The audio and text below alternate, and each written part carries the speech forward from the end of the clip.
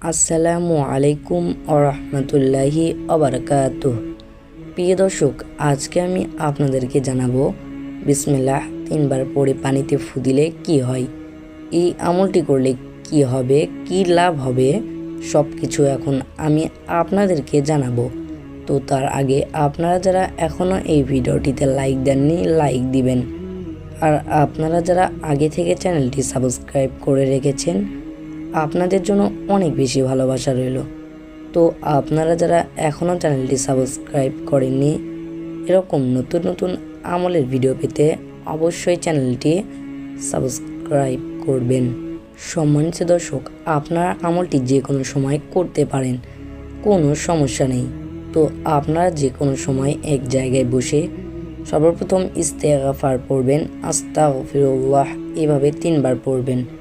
তারপর আপনারা 3 বার দুরূদ শরীফ পাঠ করবেন। যারা পারেন না তাদের কোনো সমস্যা নেই, যাদের মুখস্থ নেই তাদের জন্য ছোট্ট একটি দরুদ রয়েছে। তো সেই ছোট্ট দরুদটি হচ্ছে সাল্লাল্লাহু আলাইহি ওয়াসাল্লাম।